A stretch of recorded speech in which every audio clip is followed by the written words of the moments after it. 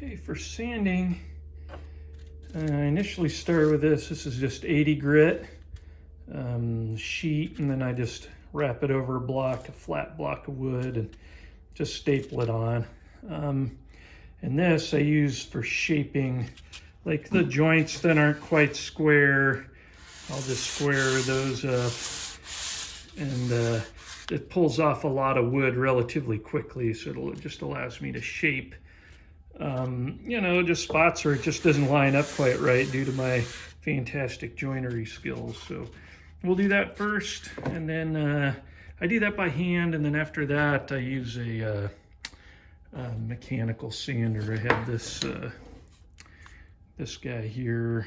That's 220 grit on there right now. I'll probably go with something a little bit, I don't know, maybe like 150 or something to start with, and then work my way down to 220.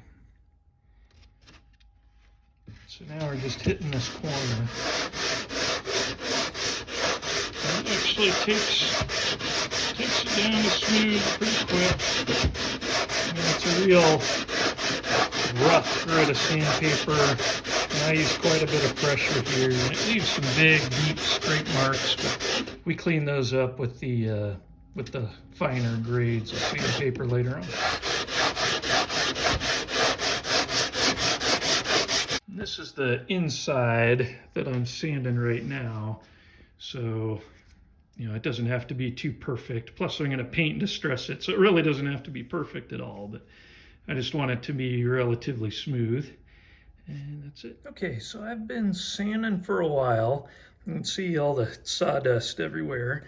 What I've got is somehow this joint has quite a bit of a gap there, and no big deal. I'm gonna be painting and distressing this, but and it's plenty strong because it's got two dowels through here, which I think is part of why it didn't lock in there right, is I didn't, when I put it together, I didn't clamp it quite hard enough. But what I'm going to do is I'm going to fill that gap.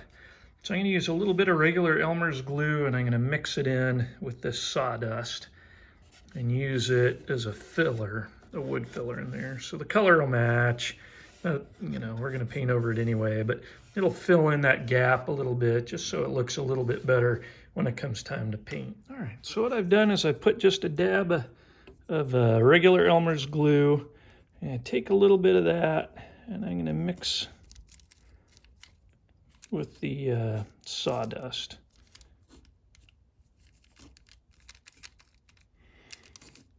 It's actually a little bit harder than it looks. And what I want is a consistency, like a little bit thicker than toothpaste, I guess. Let's say between toothpaste and peanut butter. Get that out.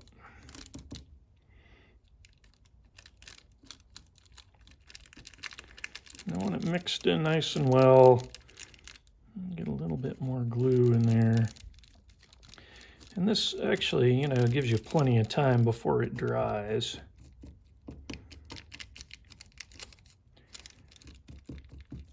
A little more sawdust.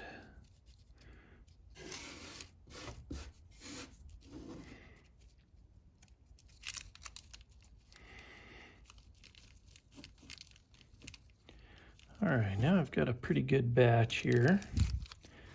So you can see it'll hold on the stick. And all I'm gonna do is I'm gonna put it in this gap here.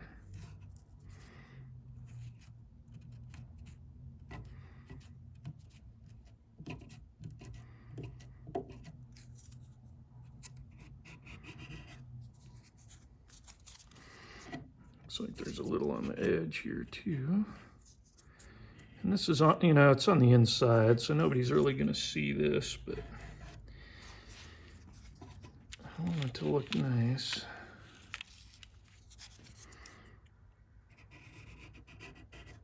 And I'll just scrape it smooth to ease in my sanding later.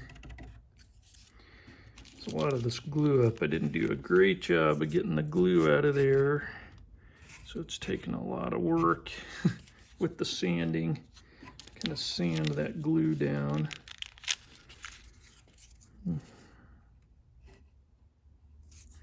But that, kind of just like caulking.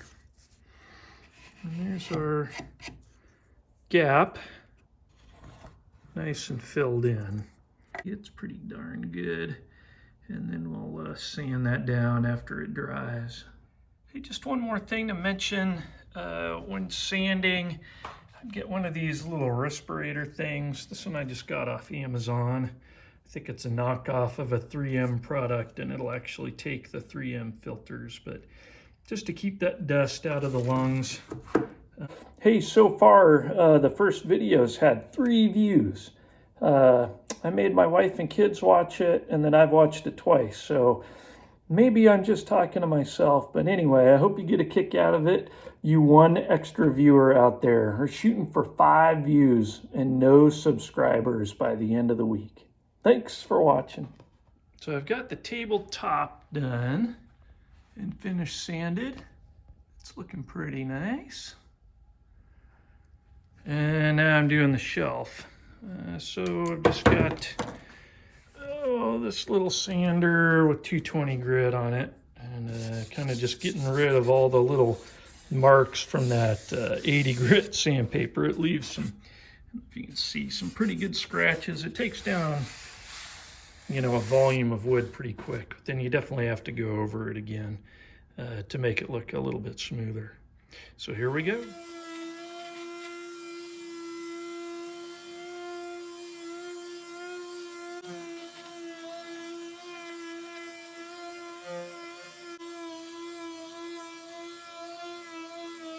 All right, I think watching sanding videos is probably almost as boring as, in fact, maybe more so than sanding. So I'll show you just a little bit of this, but nobody wants to watch me sand for an hour and a half. But we'll just be quick. Again, using the respirator, which ain't comfortable, but it works.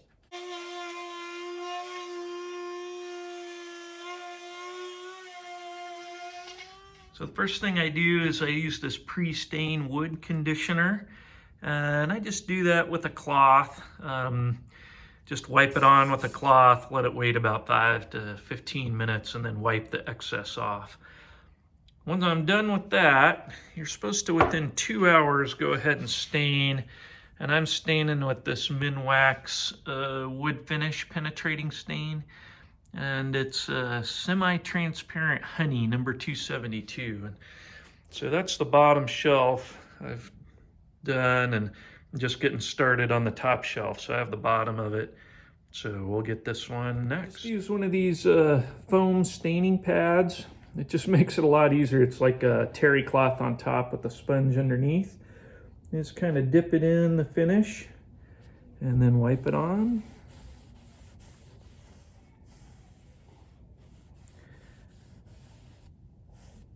Kind of getting it everywhere in a relatively consistent coat.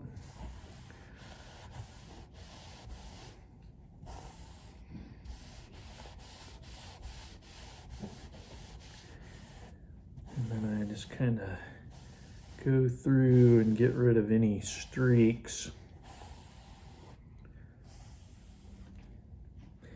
I got the edges when I did the other side, but I'm going to hit these again.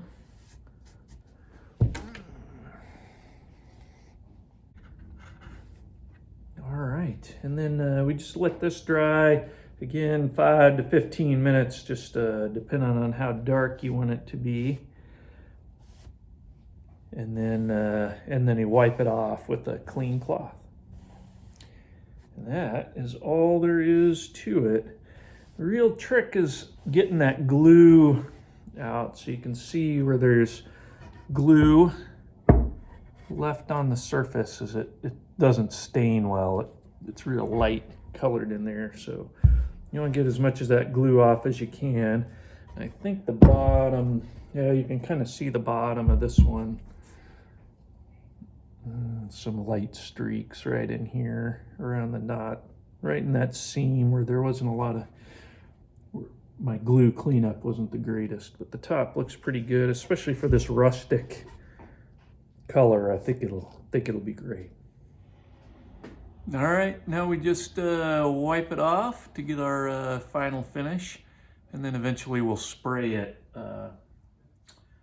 with another finishing coat here to make it a little more able to handle nicks and scrapes and stuff. Not that it matters on a rustic, rough looking thing anyway, but it can't hurt. We're setting coffee mugs and stuff on it, so it's wet on the bottom. It'll keep it from getting rings and such.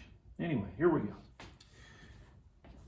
Clean lint-free rag, otherwise known as a chopped up t-shirt. Just wipe what's left of the stain off here.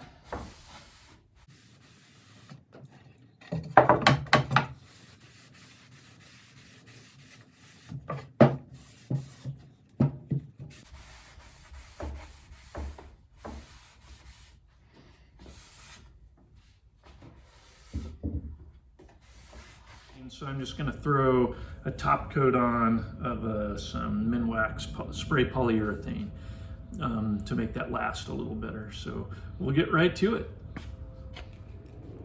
So a couple things with any spray paint type stuff is I put on the disposable rubber gloves, glasses so I don't get it, shot in the eyeball, and then I wear my little respirator thing as well. Just so we're not breathing that stuff up in our lungs as it gets blown around. So again, just try to be safe with this.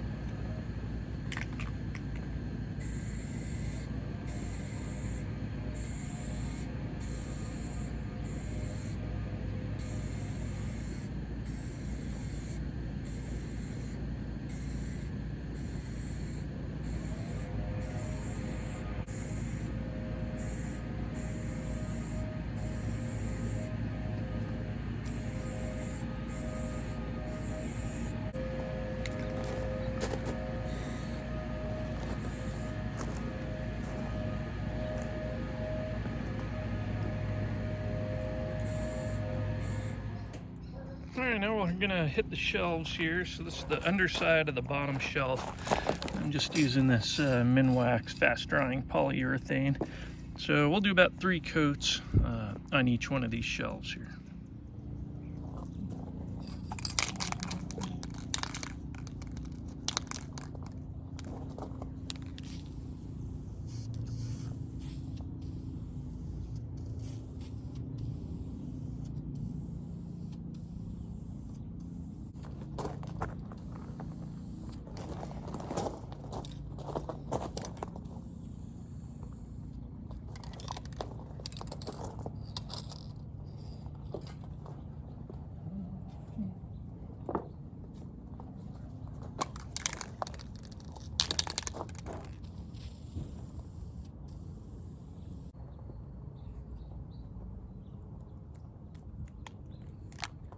And we let this dry about 5 to 15 minutes between each coat. Then we'll burnish the last coat, and I'll show you that. Sorry, I have to really apologize on the audio of this video. I live right by Air Force Base, so you hear some jets every once in a while. And then here in the desert Southwest, every day is Landscaper Day. So it's a constant barrage of leaf blowers blowing dirt around. That's just how it goes here in the Southwest. So you'll hear leaf blowers in probably every video I make here. But anyway, thanks for watching. We're gonna finish up the rest of this painting here shortly. The brown is drying on the base. The finish coat is drying on the shelves. and then I'll show you how to burnish those shelves, and we'll move on from there.